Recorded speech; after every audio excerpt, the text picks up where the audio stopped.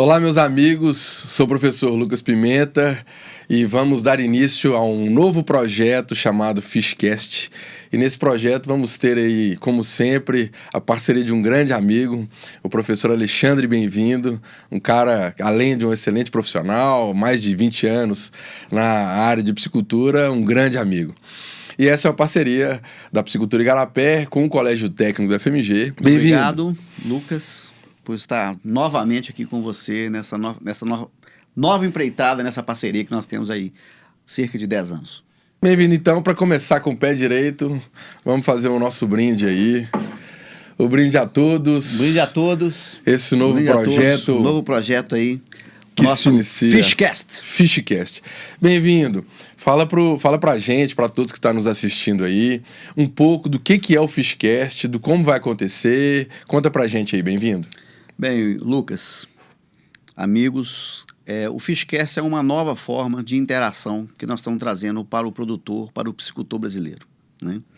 Nós estamos buscando uma forma interativa, lúdica, leve, até divertida, mas sem esquecer todos os aspectos técnicos necessários para você que quer produzir peixes, mas produzir peixes visando lucratividade, visando produtividade. Obviamente, aquele produtor também que está interessado no lazer, né, Lucas? Sim. Ele também vai se sentir abraçado com os nossos temas. Ao longo desses próximos episódios, ao longo desses, né, que nós vamos gravar ao longo do ano de 2022 e permanecerá aí na rede mundial de computadores na internet por muito mais tempo, né? Nós vamos falar sobre qual que é a melhor espécie, quais são os melhores sistemas, como é que é o manejo alimentar, como que eu devo cuidar para o meu peixe ficar doente. Vamos trazer a questão de comércio, né, negócios, sem esquecer, por exemplo, a parte ambiental, Lucas, nós vamos falar também. Muito importante. Tudo isso, Lucas, nós vamos fazer isso trazendo, além da experiência da piscicultura Igarapé, de quase 40 anos de mercado, né? Além da minha experiência no meio acadêmico, né? E como extensionista junto com a piscicultura Igarapé há cerca de 10 anos, né?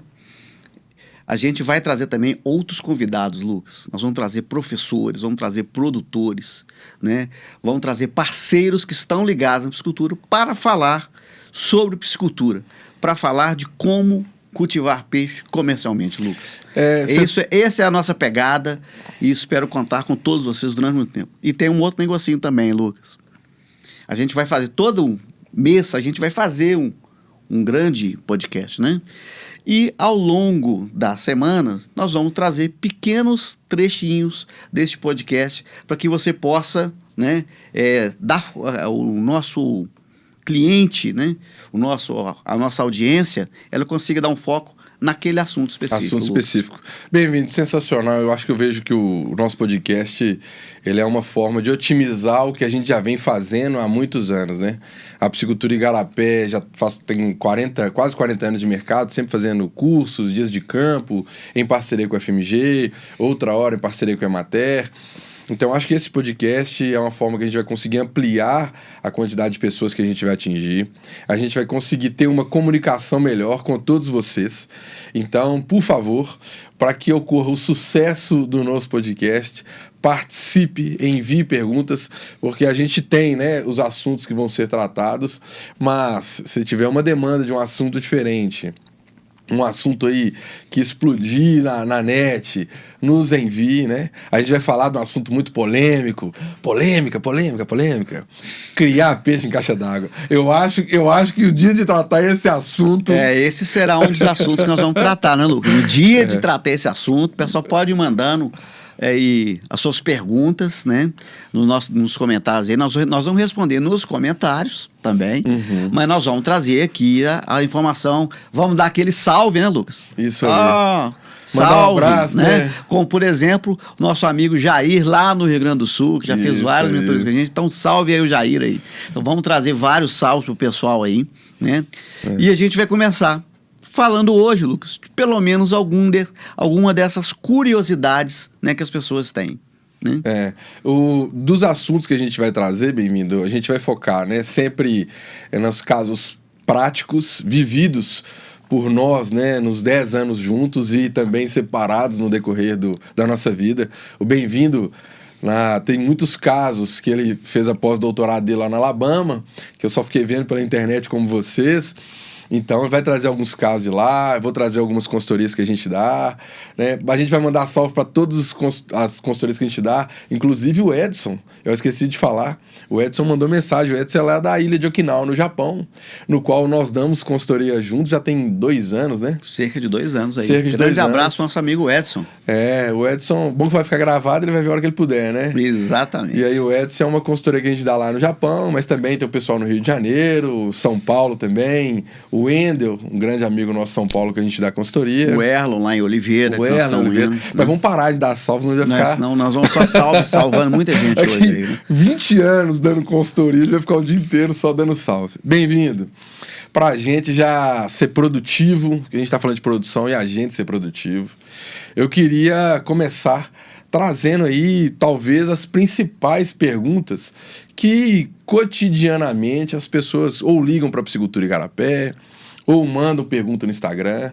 E isso, gente, isso é muito importante que vocês nos enviem. Então, quais são os canais que você pode estar nos enviando? Pelo YouTube, pelo Instagram, tem também o WhatsApp da empresa, que nós vamos falar de algumas coisas que está envolvido em produção, e a Psicultura Igarapé é uma empresa que fornece todos os equipamentos e produtos para você. O WhatsApp tá rolando aí embaixo aí, Lucas, o número do WhatsApp tá Isso rolando aí embaixo para o pessoal mandar o WhatsApp aí que quiser.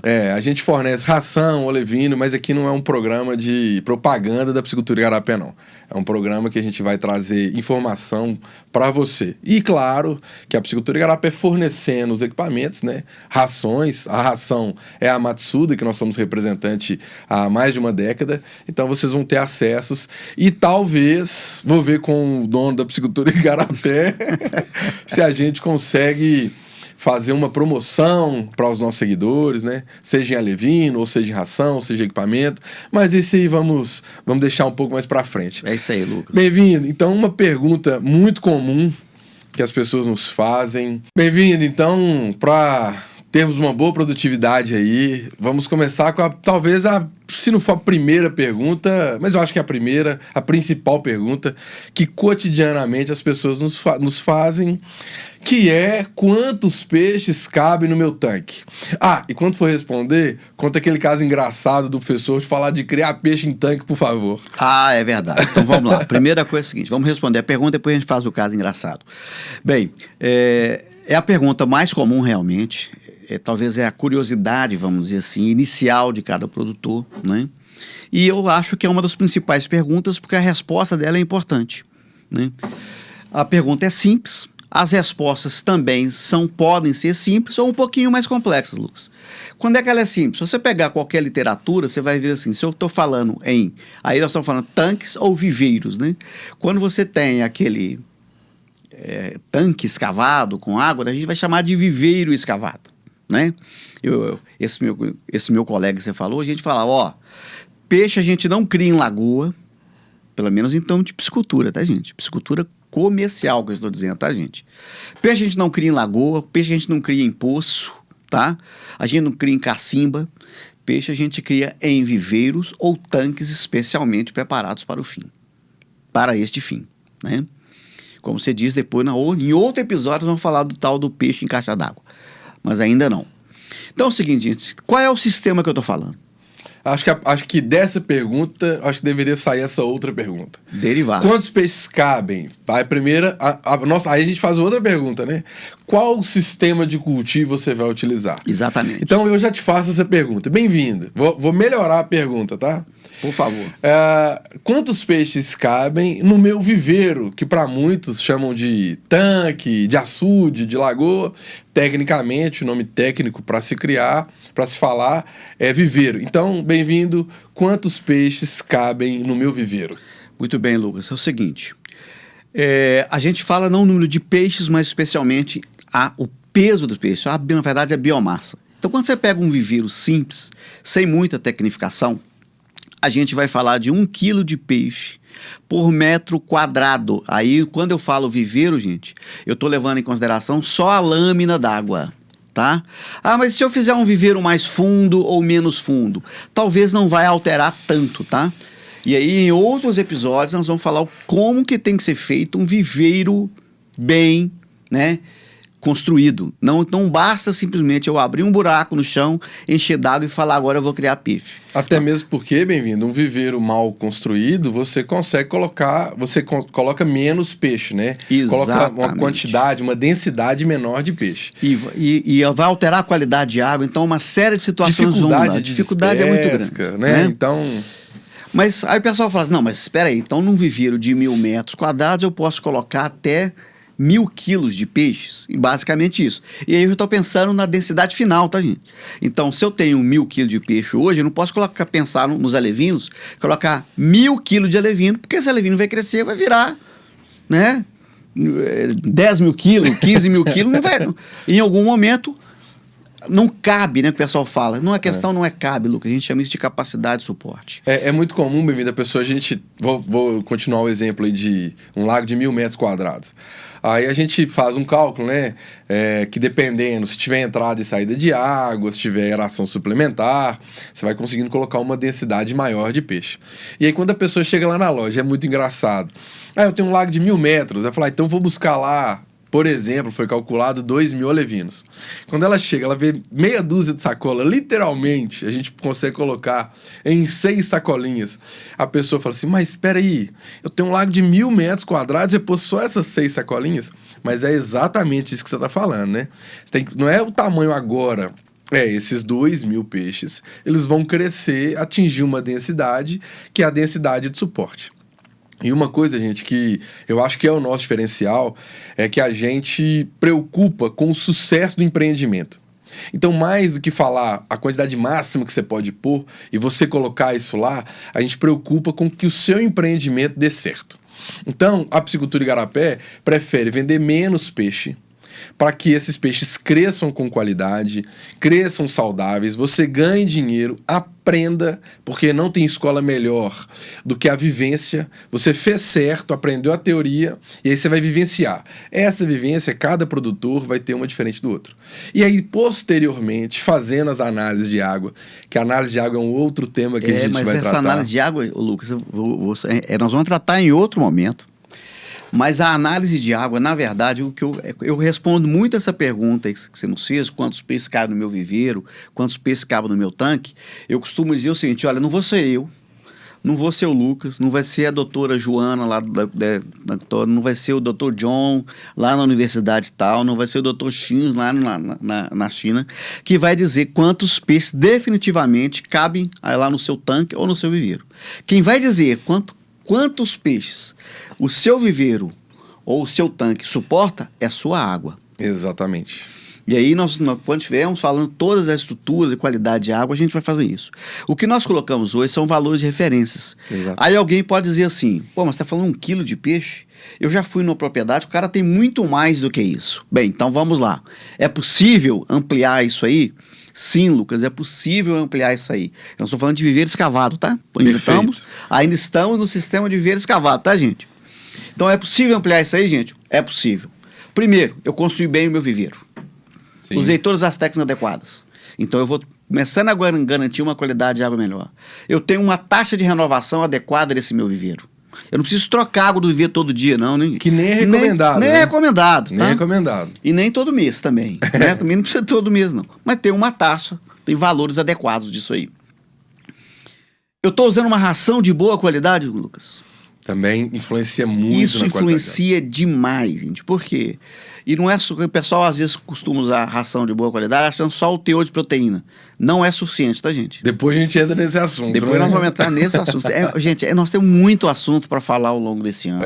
Então você não pode deixar de nos acompanhar nas redes sociais, aqui no YouTube, vai ter lá os nossos pequenos cortezinhos também no Instagram. Então, sim, muito assunto. Então hoje nós vamos falar nesse sentido, tá? E a espécie também, Lucas. Por exemplo, tilápias, a gente tem tido casos de sucesso, de muito sucesso, com muita tranquilidade, pessoas trabalhando com 4, 5, 8 quilos, até 12 quilos de peixe por metro quadrado. Recentemente, na mentoria que a gente deu, um cliente nosso no Espírito Santo, ele chegou a 12 quilos de peixe. E aí eu vou falar com muito orgulho que o alevino não é nosso, né, Espírito Santo, mas a ração que ele trabalha, uma ração de qualidade que, por coincidência, é a Matsuda. A gente não sabe que é coincidência não, né? Existem outras marcas também de muita qualidade, mas, graças a Deus, a Matsuda é uma marca que dá um resultado muito bom, né? É uma marca excelente. E esse cliente chegou a 12 quilos. Então, eu acho que a gente pode falar. Você pode começar com 1 quilo de peixe por metro quadrado em viveiro, pensando que com o manejo, com a avaliação de água, com a análise de água constante, nos outros ciclos você pode ir aumentando. E vai aumentar até quando? Até quanto? Até quanto a água continuar boa. Então você vai passar de 1 para 2, para 3, no outro ciclo 4, e vai fazendo análise de água. Se chegou com 5 quilos de peixe, a água começou a oscilar, opa, mantém em 5. O próprio Ariceu, um cliente nosso de Matheus Leme, né? Exatamente, distrito de Azurita. Distrito de Azurita. Ele chegou a 10 quilos de peixe, mas ele confessou pra gente que ele estava dormindo, ele estava custando a dormir de preocupação com 10 quilos de peixe por metro quadrado, e falou, não, eu baixei para 8, que aí eu domino a produção tranquila. Isso é tilápia, Lucas. Isso é um tilápia. Peixe muito resistente. Hoje é o principal peixe de trabalho da piscicultura brasileira, caminhando largamente para ser o principal peixe de trabalho da piscicultura mundial. Agora, se eu estiver trabalhando com tambacu, o processo já muda, tá, gente?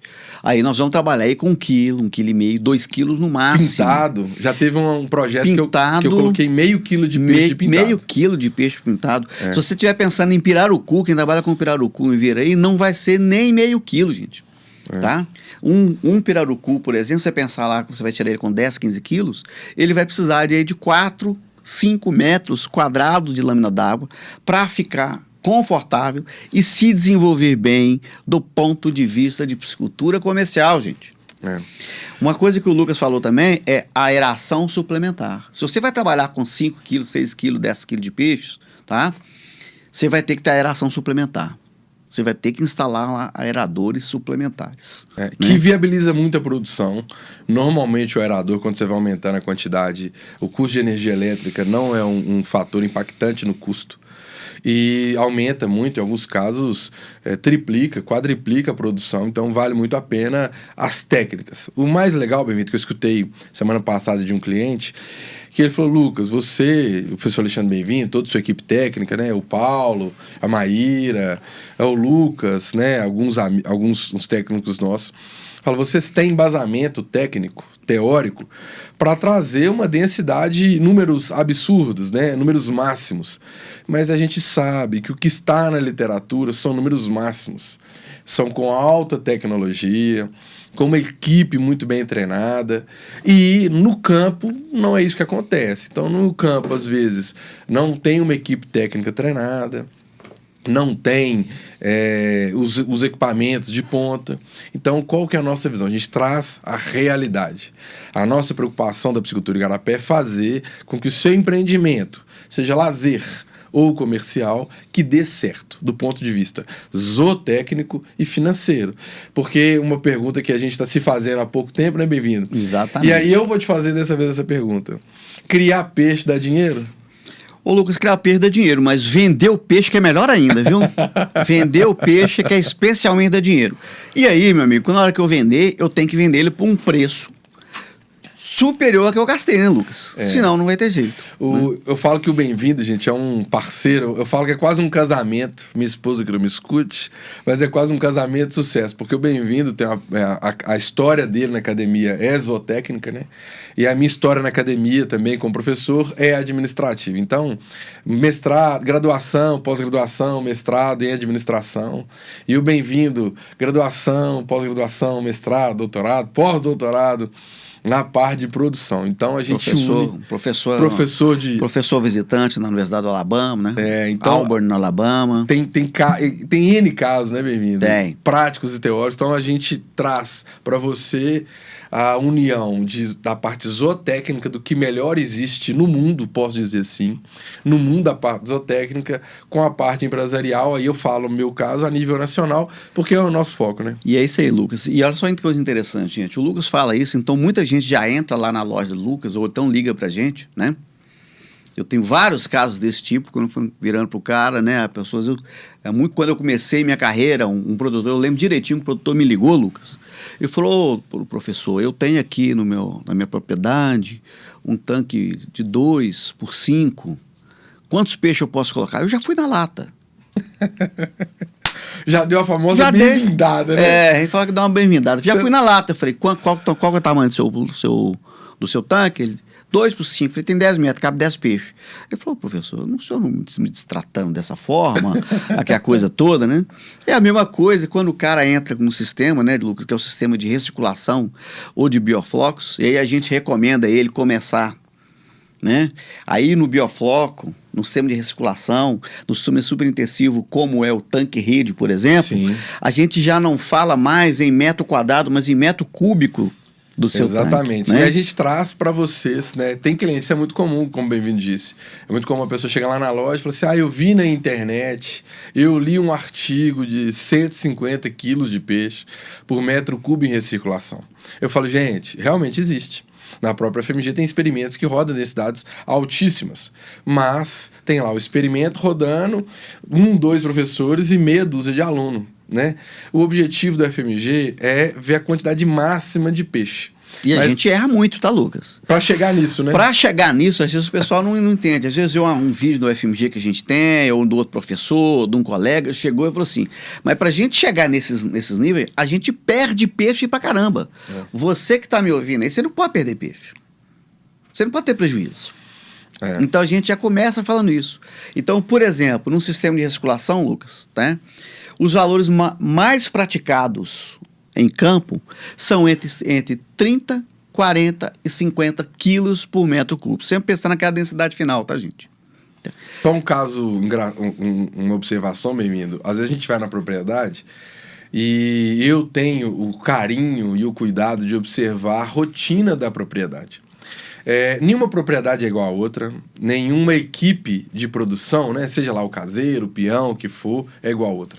Então vai ter aquela propriedade, igual a gente já foi em inúmeras, que você vê assim que a pedra está colocada de forma certa. Detalhes, né, principalmente fazenda de gado de leite, né, são muito detalhistas.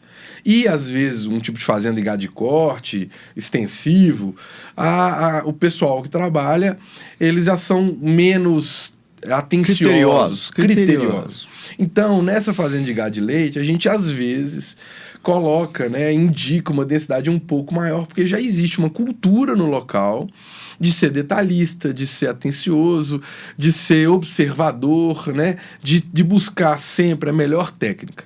Então, mais do que a gente ter a técnica debaixo do braço, a gente busca entender a cultura da propriedade e perceber o manejo das outras culturas para a gente chegar e enquadrar, né? Se a gente vai começar com 20, 30, 40, e outra coisa, 50. Lucas, às vezes dentro do mesmo sistema você pode ter variações. Perfeito. Por exemplo, tanque-rede. Tanque-rede talvez é uma das coisas mais interessantes que tem na questão do quantos peixes cabe. Porque a pessoa... muita gente faz confusão, né? Mas peraí, mas cabe 600 ali. Aí você explica, por favor. E aí o que acontece? O pessoal vira tem lá um açude lá na propriedade dele lá de 5 mil metros quadrados, né? Aí a gente vai estabelecer, né, quantos tanques-rede vai colocar. Mas na verdade eu não estabeleço quantos tanques-rede ele cabe. Eu estabeleço quantos peixes cabem naquele açude. É a capacidade de suporte do açude. E aí, com base nisso, eu estabeleço o número de tanques-redes. Por quê? Porque o pessoal às vezes vê um vídeo na internet, né, como você falou, ou lê um livro, alguma coisa, e fala assim: eu vi que um tanque-rede comum desse aí, que é o mais comum que o pessoal trabalha, né, de 2 por 2, isso para açudes pequenos, porque se você colocar isso na represa Três Marias, na represa de Paulo Afonso, tá? Cambalhota, e Itaipu, na hora que inventar da cambalhota. Tá? Então lá, nessas represas, você vai usar tanque de 27 metros cúbicos, 50 metros cúbicos, até maior do que isso. Né? Mas aí, o normal, né? O mais comum é 2 mais por 2 comum que é por 2 por 2 por 1,20. 1,20. Aí a gente fala assim, olha, nos tanques redes é muito comum de ter aí 500 quilos num tanque rede desse, né? 500 quilos de peixe, até mais, 800, 900 quilos de peixe. Depende da qualidade de água, que tudo nós já falamos. Aí o cara olha e vira e fala o seguinte, mas se o tanque ele é 2 por 2... E põe 500 quilos? E põe 500 quilos, e o meu açude é de 5 mil, eu vou colocar 500 tanques aqui, esse meu açude aqui, então 500 vezes 500 vai produzir não sei quantas toneladas de peixe. E vou ficar milionário, né? Porque o pessoal busca gente pra ficar rico, né? E bom demais. Aí você vira pro cara e fala assim, não, na verdade aqui, você vai colocar aqui, na verdade, 50 tanques rede. Ele falou, não, mas cabe muito mais tanque-rede. Eu falei, mas você está criando tanque-rede ou está criando peixe, amigo? Está criando tanque-rede. A pergunta é, você vai criar tanque-rede ou vai criar peixe? Você vai criar tanque-rede ou criar peixe, gente? Então, é a mesma coisa, gente. Essa pergunta inicial, né, que talvez seja uma das perguntas mais importantes que tem, de quantos peixes cabe, a resposta, na verdade, ela é dada pela capacidade, suporte do seu viveiro, do seu tanque, de acordo com o seu sistema, de acordo com o manejo, como o Lucas falou.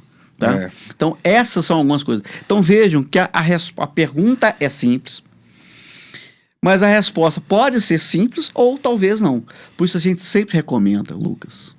Você vai começar um processo, tá? Eu acho que talvez esse seja, com base nessa pergunta, o erro mais comum nos produtores. Nós vamos fazer, Lucas, nós vamos fazer um podcast falando somente dos erros mais comuns da piscicultura, um pouquinho mais para frente. Eu acho que esse podcast talvez vai ser de 3 horas, né? Porque, nossa senhora. Mas se a gente escolher 5 erros, aí nós vamos falar. 5 ou 10 erros, vai ficar legal, tá? Então, mas já vamos na dessa. Primeiro erro, começar a fazer piscicultura sem conversar com ninguém.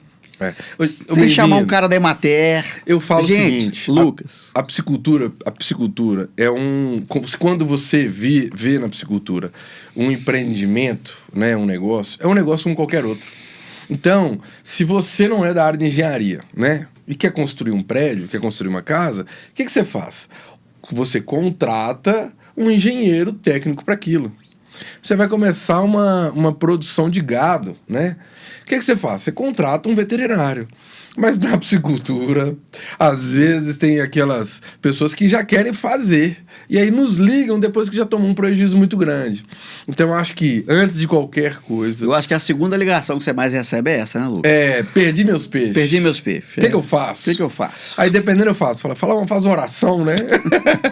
Então vamos começar tudo de novo. E aí eu acho que se a gente responder a primeira pergunta, e a pessoa antes de colocar os peixes, antes de fazer o viveiro, tomar esse determinado, planejamento, ele vai resolver esse problema. Então ele vai determinar. E o Lucas, a gente fala assim, mas é caro contratar uma consultoria. É muito mais barato do que você pensa. Geralmente uma consultoria não passa de 2 ou 3% do valor global do projeto que você tem no empreendimento, tá? E nós temos empresas de extensão rural estaduais ao longo do Brasil inteiro e mesmo algumas universidades que fornecem isso por um preço muito abaixo do mercado e às vezes até de graça. A própria Emater, né? Emater trabalhou. É uma instituição, foi parceira nossa durante anos, ainda a gente faz algumas coisas juntos. Tem muitos profissionais qualificados. A única questão que eu faço uma ressalva, não só para a Emater, mas como qualquer empresa que você for buscar para dar conhecimento, pesquise a empresa ou o profissional antes. Porque como piscicultura é um assunto relativamente novo, bem-vindo, para quem não conhece, qualquer um conhece muito. Então, sugestão, se eu vou construir um prédio, que esse prédio vai me dar uma receita de aluguel, por exemplo, eu tenho que ter segurança nesse empreendimento. Então eu vou buscar, se não for o melhor profissional, o profissional que eu tenho segurança, que tem expertise, que já tem teoria, já tem prática, porque senão eu vou no mais barato e a gente tá careca de ver isso. O mais barato sempre sai o mais caro. Lucas, você pediu para eu contar o caso lá do nosso, meu colega, né? Que foi o professor Lincoln Pimentel Ribeiro, que começou a piscicultura, né, que implantou a piscicultura com um nível acadêmico dentro da Universidade Federal de Minas Gerais. Tem um papel importantíssimo na importação, que inclusive culminou com o curso de Engenharia de Agricultura que existe hoje na Universidade Federal de Minas Gerais, né? Quem sabe a gente tenta fazer uma comunicação com ele, um outro podcast. Quem sabe, vamos né? tentar ver aqui. Mas com certeza os outros colegas da UFMG serão nossos convidados. E o professor Lincoln, ele falava um negócio muito interessante. E a gente aprendeu isso muito cedo. Quem tem galinha solta no terreiro, não faz avicultura. Quem tem porco no chiqueiro ou solto no quintal, não está fazendo suinocultura. Quem tem um cavalo para ir ali direto, não tem um aras. Então, quem abriu um buraco no chão, botou uma caixa d'água no fundo do quintal e colocou peixe e deixou ele lá, também não está fazendo piscicultura, gente. Então, o que nós vamos trazer aqui no Fishcast para você são informações técnicas para que você possa fazer piscicultura, seja ela de lazer, seja ela comercial. O nosso foco é comercial, né? Mas de forma técnica, de forma que você vai ter produção e de forma que você não vai quebrar a cabeça. Então, essa primeira pergunta que nós já respondemos, Lucas. Né? Só aproveitando, bem-vindo, a gente está falando aí, está passando as logomarcas e um projeto dentro do Fishcast é um projeto que vai ser o Viver de Peixe. Que está passando aí. Esse projeto Viver de Peixe, ele é a ideia, né? Tem muitos clientes que nos pedem para ver piscicultura, para ir conhecer uma piscicultura, né? E acho que essa é uma ligação que eu recebo constantemente, a equipe lá da loja. Ô, Lucas, eu queria ir, eu queria ver, né? Porque quem quer entrar, o mineiro, né? Principalmente o mineiro, ele é muito desconfiado, né? A gente só vê e tal. E aí, qual que é a ideia desse Fishcast? A gente está selecionando 2 pisciculturas que a gente dá assistência técnica e a gente vai gravar essa piscicultura desde o início. Então, construção de viveiro ou montagem de tanques de recirculação.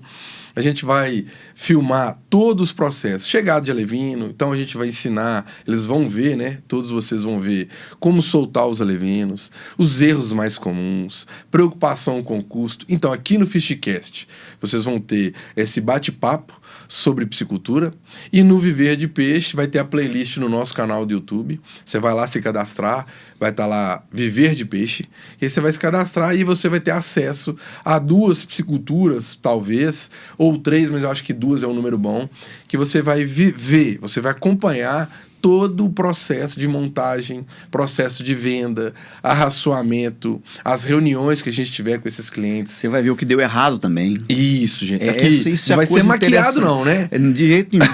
Ô, Lucas, o que a gente garante, né? Quando vem um produtor atrás da gente, a gente às vezes você já percebeu que nós somos mais descontraídos, né? Aí o pessoal fala assim, o que você garante para mim? O que você garante para mim que eu vou ter lá na piscicultura? Eu falei, o que a gente fala, Lucas? Às vezes a pessoa nos busca por a gente ter muita experiência, ter projetos implantados em todo o Brasil, até fora do Brasil, achando que a gente vai trazer, não vai ter problema, né? E a gente fala, 99% dos problemas que você vai ter, a gente sabe a resposta. 99,9%. E 1% ou 0,1% dos problemas que você vai ter, que a gente não sabe a resposta, a gente tem mecanismos de como buscar a melhor solução. Então a piscicultura é uma atividade comercial como qualquer outra, que tem problemas e, por isso, tem a outra parte, que é a parte tem um ônus e tem um bônus, né? Que é a lucratividade, que a gente visa isso para o cliente. E semana passada eu tive... Você falou de lucratividade, você me permite... Às vezes o cliente ele está pensando, né? Ainda veja que nós não estamos respondendo a primeira pergunta, Lucas. Isso aí. Nós ainda estamos discutindo a primeira pergunta. E ele acha que quanto mais peixe ele tiver naquele local, naquele viveiro, naquele tanque rede, quanto mais peixe ele tiver, obviamente ele vai ter mais lucro. E às vezes não é isso. Em geral não, né? Em geral não. Em geral não. Porque vai aumentar, a depressão de qualidade de água vai cair, o peixe não vai desenvolver bem. É aquilo que você falou. Depois, o pessoal não fez não respondeu adequadamente a primeira pergunta. A segunda pergunta que eles têm é por que meus peixes estão morrendo? Por que meus peixes morreram, né? Certamente é porque, geralmente a gente fala o seguinte, ou tem amônia demais... Falta de oxigênio. Ou falta de oxigênio. Por que tem amônia demais e por que está faltando oxigênio? Porque tem mais peixe do que deveria naquele espaço. Eu acho que a resposta até pode ser outra, porque não houve um planejamento produtivo. Gente, planejar tudo na vida é o mais barato. Você A piscicultura, normalmente, no nosso caso, a piscicultura não é a primeira atividade da maioria dos produtores que nos procuram. Então, eles já são produtores de alguma outra coisa, ou tem uma atividade comercial, assim como o Wendel é advogado, tem amigos, clientes nossos que são engenheiros, e tem outras atividades. Então, a piscicultura é o segundo negócio. Então, isso é ótimo. Por quê? Porque ela não tem uma pressa para executar. A gente fala, executar com calma e planejamento e minimiza risco, minimiza prejuízo. E a nossa preocupação toda é essa, né, bem-vindo? Que a gente leve para o cliente. E ao planejar, Lucas, então, primeira coisa, ele perguntou lá, quantos peixes cabem no meu viveiro, na minha lagoa, no meu tanque? A segunda pergunta qual que é? Qual é? Eu te pergunto de novo. Então eu te pergunto de novo. Geralmente fala assim, aí o pessoal fala assim, que peixe que eu vou produzir? Ah, perfeito. Aí a gente faz sempre uma pergunta, desmembra em outra, né? A gente pergunta qual que é o objetivo que você tem. Se for um objetivo comercial, a tilápia é o peixe mais vendido no Brasil. Né? A gente tem os redondos também, tambaqui, tambacu, pacu, que em determinada região do país é mais vendido que tilápia, né? Sim, mas especialmente aí Rondônia, Roraima, né? No Amazonas, no Pará, mesmo além da questão da pesca, né? Está associado, né? Você tem a produção. Rondônia, por exemplo, hoje tem uma produção de tambaqui, né? Fantástico, né? É sensacional, né? O nosso amigo Marcelo Dantas aí que tá acompanhando a gente falou comigo, Lucas, eu sou apaixonado com tilápia, viu? Mas eu comi uma costelinha de tambaqui assim, que com a cervejinha combina bem, né? Mas depois a gente entra mas já que você falou aí cervejinha, né? Que lembra aí um pouquinho, né? Depois tomar um cafezinho também, né? Tirar gosto. Tá uma delícia, viu, gente? Ó, licença, todos estão servidos aí. Pode continuar aí. Você falou um negócio daí, eu pensei o seguinte, e uma traírazinha, né? Uma traírazinha, fritada de traíra, para acompanhar uma cervejinha. Como é que fica essa questão da traíra aí na piscicultura? A traíra, ela não é um peixe tão comercial pelas dificuldades de produção. A gente fala que um peixe comercial ele tem que ter técnicas de cultivo e 3 pilares, né? Primeiro, se você tem técnica de arraçoamento, você tem técnica, né, de produção de peixe, e você tem que ter técnica de manejo. Não adianta ter só uma das coisas. E no caso da traíra, você não consegue alevino dela o ano inteiro, trairão da Amazônia, por exemplo. Raçoamento, ela não tem ração apropriada para traíra desenvolvida. E o manejo da traíra, né, menino? Aquele bichinho no tanque, você vai pegar, você não pode errar a mão não, porque uma bocada daquela ali detona, né? O que o Lucas está querendo falar é o seguinte, a pergunta que mais a gente tem é que o pessoal fala assim, por que não tem tal peixe que é bom demais, que eu gosto de pescar, não tem na piscicultura? Né? Aí eu lembro de um caso, quando eu estava estudando lá na Universidade Federal de São Carlos, o professor Orlando Moreira, ele fez a descrição de um Astyanax. Para quem não sabe, Astyanax é um lambari. Como que é? Astyanax. Eu já vi chamar lambari de piaba, de tudo quanto é nome, agora de... E ele fez uma descrição de uma nova espécie de Astyanax. E aí saiu na Folha de São Paulo. Pesquisador da Universidade Federal de São Carlos descreve uma nova espécie de Astyanax. Lucas, eu tava nesse dia lá no laboratório. No outro dia, o laboratório dele, o telefone dele no laboratório não parava. Todo mundo querendo saber onde é que conseguia alevino para criar uma nova espécie de Astyanax. A resposta é muito simples. Não conseguia. Não existia. E não existe até hoje. Daquela espécie específica. Nós estamos falando existem mais de 100 espécies de Astyanax, tá, gente? De lambaris. Lá desde o sul dos Estados Unidos até o norte da Argentina. Então, você tem várias espécies, lambari amarelo, lambari rosa, né? Você tem uma série que são... vermelho, rabo vermelho. Tem muitos que são bons para a piscicultura. Sim. Mas são nichos ecológicos. O caso da traíra, ele não atende uma coisa. Então, o que eu quero dizer? Aquele peixe que é bom para fritada, que você gosta, não sei o que tal, significa que se eu colocar no viveiro ele vai crescer? Não. Até cresce, mas não do ponto de vista econômico, exatamente. Né? Uma coisa é você ter o peixe, né? Uma curimba, por exemplo, né? Tem região de Três Marias ali, ela é muito apreciada. Mas então, se ela é apreciada, continuando a resposta, por que ela não é comercializada? porque ela não tem, do ponto de vista econômico, resultado. Então, ela ou demora a crescer, ou a ração é muito cara para fazer. A gente tem opções melhores. E como empresa, você tem que ver qual que é o melhor produto, que tem o maior giro, o menor risco, mais resistente, né? Isso lá na UFMG, Lucas, a gente fala o seguinte: esse animal que você está interessado tem pacote tecnológico para tal? Isso aí. Pacote tecnológico, eu tenho raçoamento, eu tenho controle da reprodução dele, tá? Eu tenho um manejo adequado.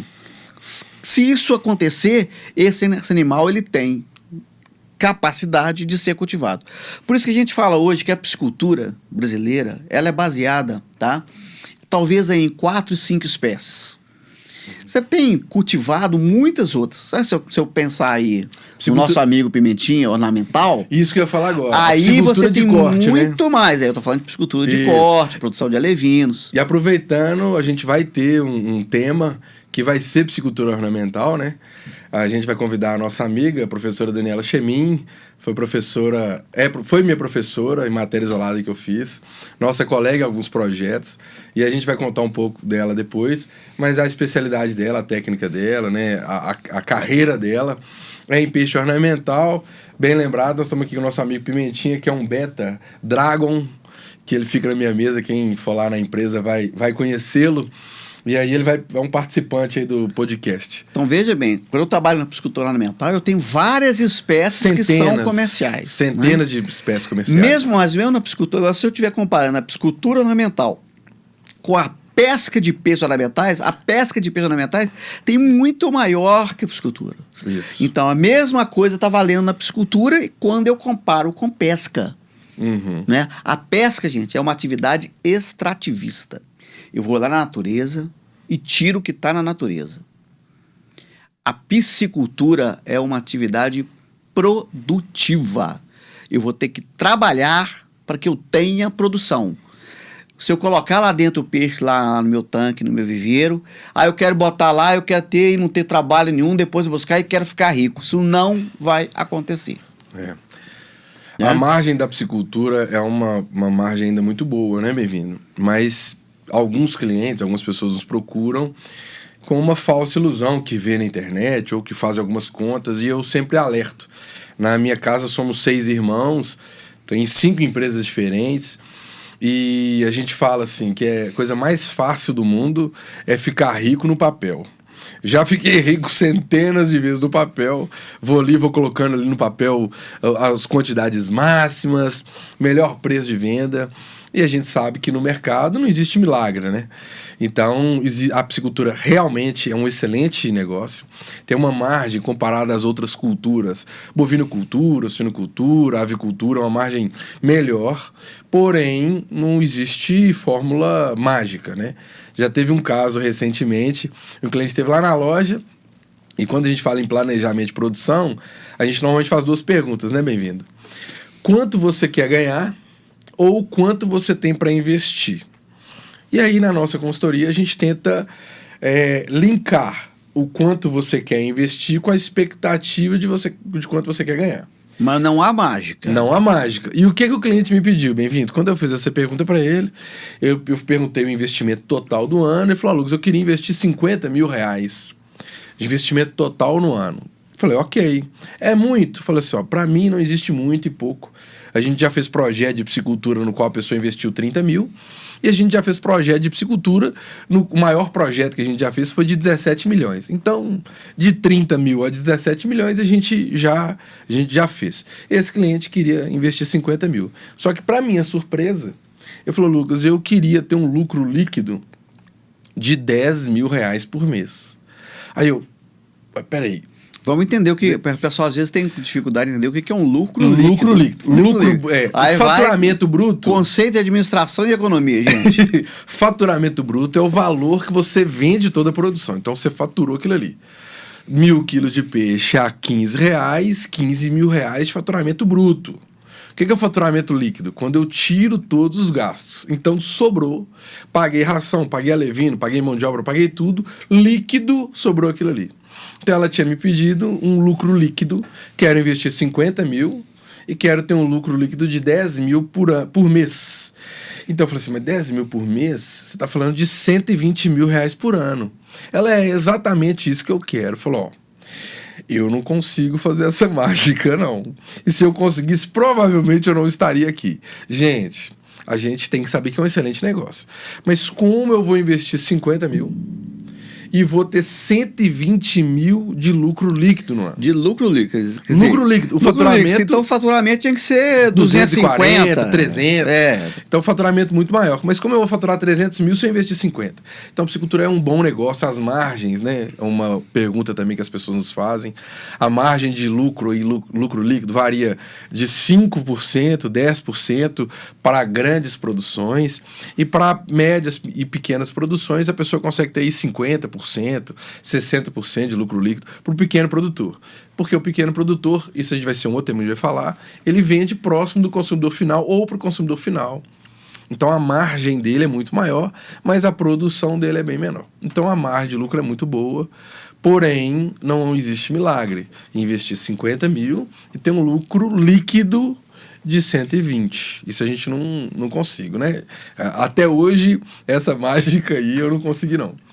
Isso é muito importante falar. Então, a gente vai lembrando o seguinte, nós já falamos, claro, primeira é que nós falamos que a questão é o planejamento. Então, já está falando aí que nós precisamos fazer um planejamento financeiro, a gente precisa fazer um planejamento zootécnico, a gente tem que planejar todo o processo. Então, o meu primeiro ponto é eu definir em que sistema que eu vou fazer. Aí, com base naquele sistema, eu vou entender qual que é a minha capacidade de produção. Dentro daquela história de quantos peixes cabem no meu tanque, no viveiro, que é a capacidade de suporte. E aí eu defino qual é a melhor espécie para mim, baseado no meu mercado consumidor. Isso aí. E baseado especialmente em que eu quero. Não adianta, é muito comum, Lucas, o pessoal pensar o seguinte, eu gosto muito de pescar e gosto do peixe X, então eu vou produzir esse peixe. Aí a mesma coisa, eu pergunto pro pessoal, você está fazendo para vender ou você está fazendo para você? É aquilo que você falou, é seu objetivo. Não tem problema nenhum você está fazendo para você. Falando, eu estou fazendo para mim. Beleza. Então você tem um outro objetivo que talvez não vá ser atingido com o objetivo comercial. E como você falou, a pessoa às vezes ela gosta muito da espécie, né? E aí eu sempre faço a pessoa refletir na realidade da vida dela. Então, teve um cliente nosso que queria criar truta de qualquer jeito. Porque ela acha truta maravilhoso e ela pesquisou na internet que o preço de venda de truta é muito bom. Eu falei, perfeito, realmente. Aí, as partes técnicas, né? Primeiro, a truta requer um pacote tecnológico que, no caso dessa piscicultura, dessa propriedade, não encaixaria. Você lembra onde é que era a propriedade? Não caberia lá por causa da temperatura, né? Exatamente. No caso desse cliente, não daria para fazer por causa da temperatura. Era em Gouveia, não era? Essa com Gouveia, não lembro, não tô lembrado. Isso, queria fazer truta lá em Gouveia de qualquer jeito, não daria. Mas eu fiz uma pergunta, era o casal que estava querendo iniciar, eu falei assim aqui, quantas vezes você come peixe por ano? Ela, eu amo peixe, eu como quase toda semana. Eu falei, então pelo menos aí 12 a 20, 30 vezes por ano você come peixe. Ela com certeza. Eu falei, então tá. E dessas 30 vezes que você comeu peixe, quantas vezes foi truta? Aí ela, eu acho que foi uma vez só. Eu falei, então o nicho de mercado de truta é muito menor do que, no nosso caso aqui em Minas, da tilápia. Então, Se você já for lá no sul de Minas, lá em Monte Verde, aí né? Já tem uma cultura de consumo de truta muito maior, né? Tem uma saída comercial por causa do turismo, tem todo um processo diferenciado. A gente até, um dos nossos livros, eu cito Sócrates, né, bem-vindo? Que eu falo assim, conhece-te a ti mesmo, que você tem que saber quem você é, o tamanho que você quer produzir, que você tem capacidade de produção ou capacidade financeira de investir, para entender o mercado que você vai atingir. Então não adianta eu querer criar truta, se na minha região não vende truta. Não adianta eu querer ganhar 120 mil reais por mês, por ano, se eu tenho 50 mil para investir. Então saber o seu tamanho, mais uma vez a palavra planejamento. Planejar, gente, é sensacional. Evita frustração, evita prejuízo. E uma coisa que recentemente aconteceu com a consultoria nossa, né, bem-vindo? Que o cliente fez um planejamento, a gente alertou várias vezes, porque ele contou com alguns valores e não contou com o maior investimento na piscicultura, de investimento de custeio, que é a ração. Isso então, é se você gente. coloca 10 mil peixes, meu amiguinho, você vai ter que tratar de 10 mil peixes. Você já foi na próxima pergunta, né, Lucas? Será que foi pensado isso aí? Será que foi planejado? Foi planejado? Foi planejado. Ele bate pronto. Foi planejado. Então, assim, quando a gente fala de planejamento, a gente fala todo esse planejamento financeiro, né? Então, a gente... É muito importante a gente fazer esse planejamento de escoar a produção, né? E o engraçado é que às vezes a pessoa que está nos vendo aí no podcast, a gente está falando muito de peixe, mas está falando muito de gestão. A gente está falando muito de mercado, porque se você quer criar peixe comercialmente, você tem que entender das duas coisas. Não é só criar o peixe, não. Não adianta você ter uma tilápia hoje e gastar a ração torta direita, sem um planejamento, sem um objetivo de resultado, senão a tilápia vai ficar muito cara, quando você for vender, você vai ter prejuízo. E a ração hoje é um gargalo importante, Lucas. E aí, Lucas, duas perguntas que eu posso sintetizar numa só, que também é uma das campeãs lá dos nossos vídeos antigos, né? O pessoal fala assim, eu preciso dar ração para os meus peixes, Lucas? Não tem nada mais barato, né? Precisa dar ração, precisa dar ração. Se eu estiver falando em piscicultura comercial, tá? E intensiva, sim, você precisa dar ração. Existe maneira de eu cultivar peixe.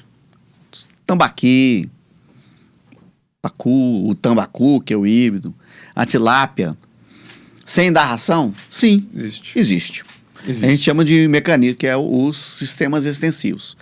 Só que a ração, a tilápia, que cresceria aí 6, 8, 9 meses, vai passar a atingir o peso de abate com 1 ano e meio, 1 ano e 8 meses, e com um agravante. Se você está esperando lá atrás, a nossa primeira pergunta, 4 quilos de peixe por metro quadrado, 5 quilos de peixe por metro quadrado, esquece, amiguinho. Amiguinho, esquece. Então eu vou ter que falar talvez o 1, professor? Talvez meio.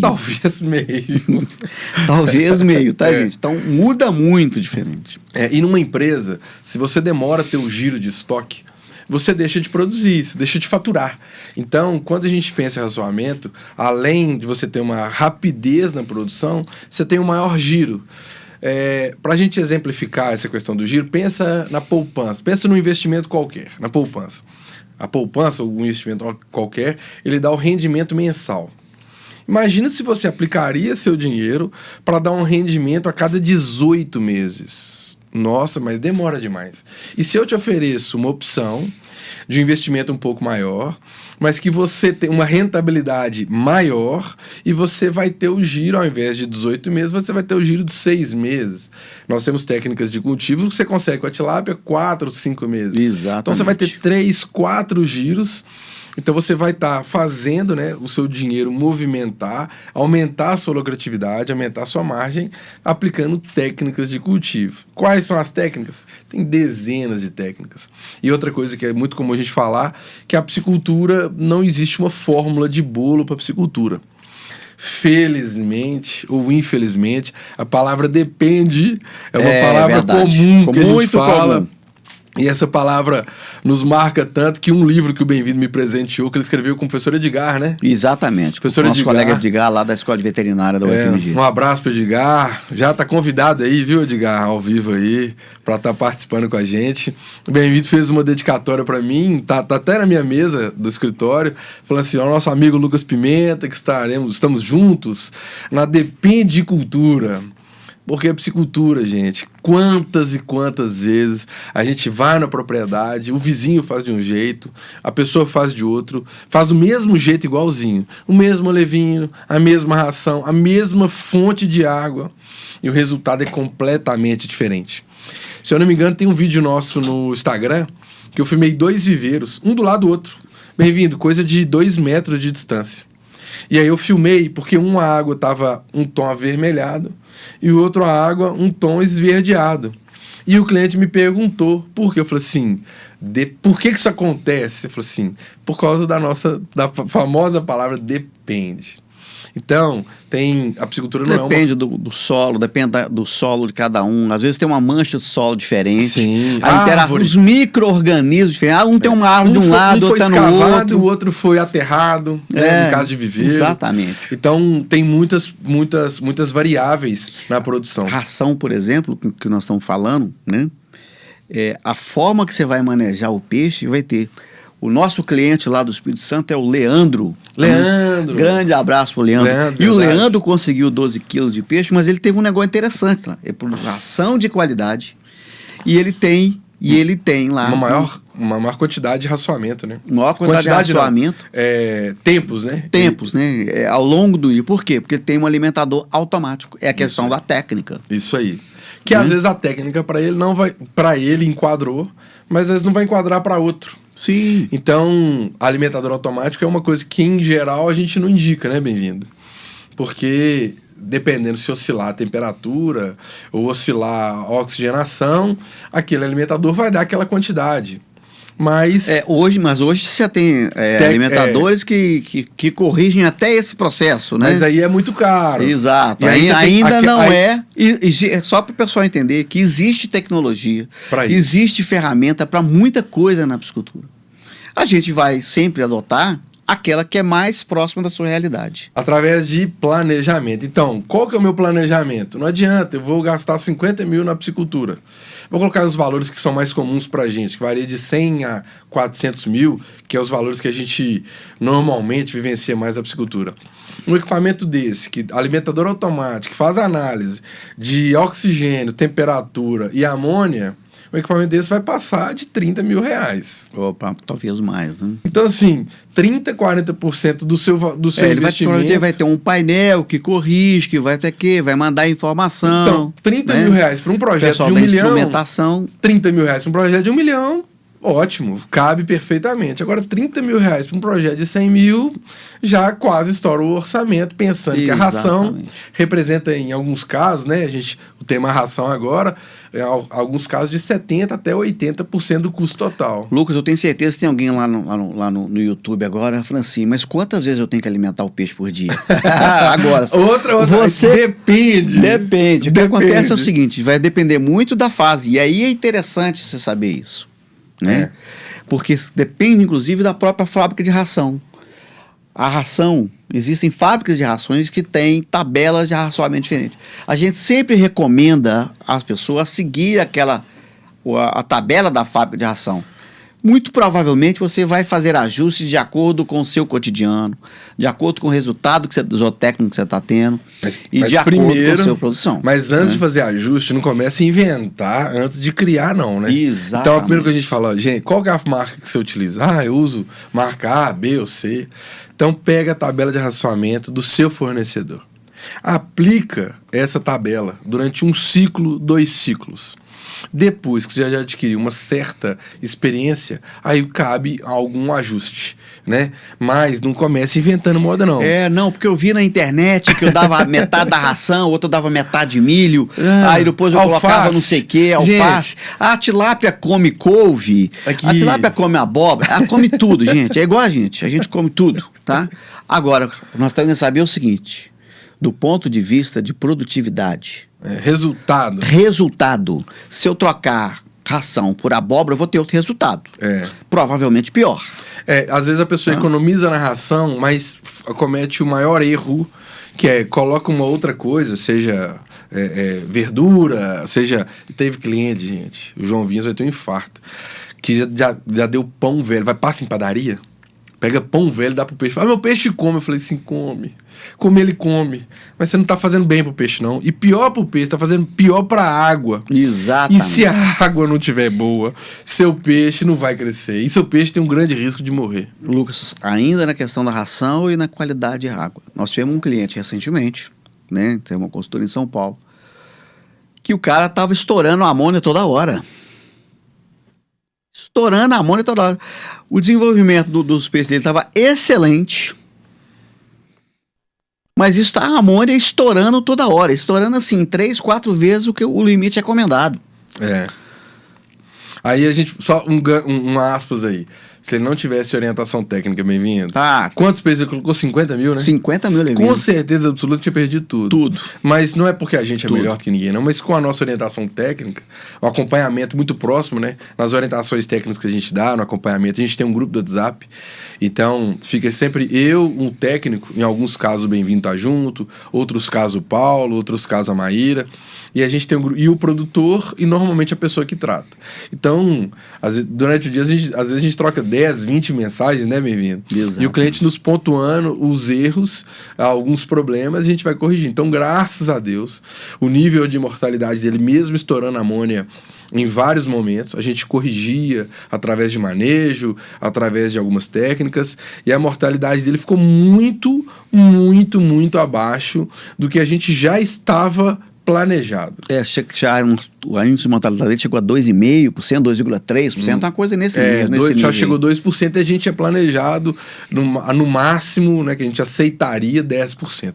Gente, se você pegar o que ele economizou de ração com as nossas técnicas, se você pegar os 50 mil peixes que poderiam ter morrido, né, ou que a gente planejou 10%, mas tem casos que a gente sabe que chega até 20% de inicial até o final. E a gente conseguiu 2% de mortalidade apenas. Tem um caso, até hoje, tem um caso só de um cliente nosso, que eu falo brincando que isso não tem literatura nenhuma, pelo menos eu não vi, que é o tal, bem-vindo, da mortalidade negativa. Já ouviu falar isso? Eu já vi isso. Já vi. Mas não é difícil explicar, não. Né? Mortalidade negativa ela é simples. Normalmente, quando você compra levino, até lá na loja, em outros lugares, é comum dos fornecedores mandar um pouco mais de peixe. Né? Às vezes manda 1%, 2%, às vezes não é uma porcentagem, mas é um pouco mais.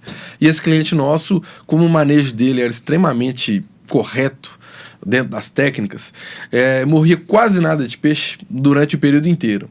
Então ele comprava 50 mil peixes e vendia mais de 50 mil peixes. Vendia uns 50.500, 51 mil peixes. Né? Então a mortalidade dele era negativa, a gente brinca dizendo isso. Mas não é que era negativa, isso não existe. Né? A realidade é que, como ele tinha uma mortalidade próxima do zero e recebia um pouco mais de peixe, acontecia isso. Então o manejo é muito importante, a ração é um dos manejos, né? A quantidade de ração que dá por dia. Tabela de arraçoamento, né? O manejo alimentar é extremamente importante. Normalmente em fase de alevino é tratado uma quantidade maior de vezes, né? Mais uma vez, verifique a tabela do fornecedor, mas em geral 5 vezes. Em fase de crescimento, 3 vezes. Em fase de engorda, terminação, às vezes 2 vezes. Mas isso não é uma regra. Isso tem que ser observado de acordo com a tabela de arraçoamento do seu fornecedor. Em arraçoamento, Lucas, não só arraçoamento, mas ração especificamente, a gente alerta muito o produtor o seguinte: busque qualidade na ração também, gente. Não necessariamente tem que ser a melhor preço. A mais cara é a melhor, tá? Mas busque qualidade. E especialmente aquele produtor, aquele revendedor, representante, que vai te atender bem. Eu costumo dizer que a melhor... Vai te atender. Você vai comprar e vai chegar a ração. Vai chegar a ração, né? E que eu falo o seguinte, o mais importante também, não adianta às vezes um produtor tá lá no Amapá, num lugar muito difícil de chegar, né? Existem regiões no Amapá que é muito difícil de chegar. Teve um cliente que queria comprar da gente do Acre, da ração Matsuda do Acre. E ele queria uma quantidade pequena de ração, só que a Matsuda, para mandar para lá, tem que ser uma carga fechada. E ele falou, mas eu não tenho peixe para consumir isso tudo de ração. Eu falo, então a minha orientação técnica é busque a ração que chega aí. Exato. Não adianta você querer comprar a Matsuda, que é boa, etc, etc. Se não chega, a realidade chega, mas não nas condições que você quer. Ele queria comprar 40 sacos e a Matsuda tinha que enviar 560. Outra coisa que o pessoal faz às vezes, Lucas, às vezes é compra de um, depois compra de outro. Trocar a marca de ração durante um ciclo, é muito ruim. Isso é um erro muito comum que deve ter. Por quê? Ao contrário muita gente talvez não saiba, mas o peixe ele tem um ótimo olfato e um bom paladar. Então, é igual aquele cachorrinho que você tem em casa, que você troca a ração dele, ele rejeita, né? Então, isso é importante. Então, não troque a ração nesse processo. E outra coisa também ruim de trocar ração, bem-vindo, é que você vai, no final do ciclo, fazer uma avaliação daquela produção. Se você trocou a ração no meio do ciclo, como você vai mensurar o resultado? Se uma foi melhor do que a outra, você não vai saber, porque você vai chegar no final do ciclo e você vai falar assim, o peixe deu uma conversão alimentar, que a gente vai falar o que é isso, né? Que é a quantidade que o peixe come para converter, né? Então, se o peixe tem uma conversão alimentar de 1,5, você deu 2 rações, qual que foi melhor ou qual que foi pior? E outra, se você muda a ração em fase de alevino e crescimento, o peixe tem uma conversão alimentar, na fase de engorda ele tem outra conversão alimentar. Então, trocar de ração no meio do ciclo, a não ser que for um caso extremo, né? O fornecedor parou de fornecer, ou prometeu entregar e parou de entregar. Aí, né? Você tem que resolver. Tem que ser resolvido, tem que trocar mesmo para você ser atendido. Agora, às vezes vai alterar um pouco o preço, mantém, né? Senão, se você trocar de ração cada vez que muda a tabela de preço, você vai ficar igual pipoca, não vai parar com marca nenhuma, e aí você não vai ter uma segurança de resultado no peixe. Um outro fator importante da ração, Lucas, né? Nós falamos lá do nosso cliente que está estourando amônia, né? Gente, a ração talvez é o principal poluidor da sua água. Né? Engraçado mesmo isso, que a ração seja boa, gente. Mas se a ração não foi bem feita, então às vezes uma empresa que é muito boa, por exemplo, para produzir ração de gato, aí ela entra na linha de peixe. Mas ela utiliza outros produtos que, às vezes, você dá para o gato, é excelente, a digestibilidade do gato é boa, a conversão alimentar no gato, mas na hora que você coloca ela para misturar na água, dissolver a água, né? Aí que aquele processo de lixiviação, o produto já não tá naquele processo. Então isso é muito comum, a gente vai fazer. E por que eu estou falando isso, Lucas? Porque como a ração tá cara, e a ração é uma coisa cara, ela é um investimento. Você falou aí, 80% do valor, do custo do peixe. Quilo de peixe é ração. O peixe só come ração. E aí é um produto que às vezes, né, se milho e soja sobem demais, a ração sobe, né? Então a gente tá todo esse processo. Então as pessoas tendem a tentar buscar alternativas que às vezes não são as melhores, né? Por exemplo, produzir ração na sua propriedade. Eu até pouco tempo atrás, eu falava de jeito nenhum. Hoje eu já mudei um pouquinho. Vale a pena? Depende. Na verdade, até nessa minha experiência, né, na Universidade de Auburn, a gente teve umas discussões dessas lá, né, a gente participou. E aí uma especialista na Universidade de Auburn conseguiu me convencer que existem situações que é possível sim. Mas são situações muito específicas.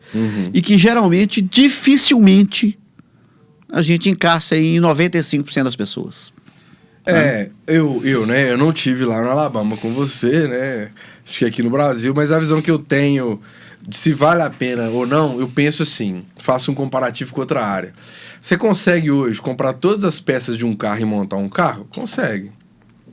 Você vai conseguir a mesma rapidez da Jeep? Você vai conseguir o mesmo custo de produção da Jeep?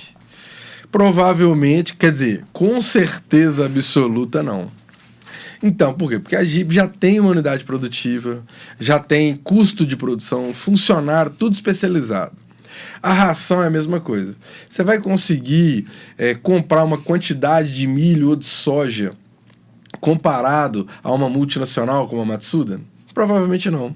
Então o custo da Matsuda provavelmente vai ser muito menor do que o seu. Então quais casos que em geral a gente vale a pena? A gente teve numa piscicultura, numa fazenda, que ele já produzia a ração de outros animais. Então ele já tinha boa parte dos equipamentos, ele já tinha um espaço para armazenar, ele já tinha mão de obra para fazer. Então, e ele já tinha também, se eu não me engano, ele já plantava o milho. Sim. Então ali ele só precisaria de uma extrusora, só de um equipamento a mais para produzir a ração de peixe. Então, nesse caso específico, que são exceções, valeria a pena produzir a ração, né? Mas no geral, não vale a pena. Eu costumo dizer, um cliente nosso, até era um amigo, tem um tempo que não compra, mas é um amigo nosso de muitos anos, ele faz, se eu não me engano, 30 toneladas dia, bem-vindo. E eu fui tentar vender ração para ele. 30 toneladas dia era um baita cliente, né? E aí ele não conseguia vender ração para ele, e o bate-papo correndo, né, tal.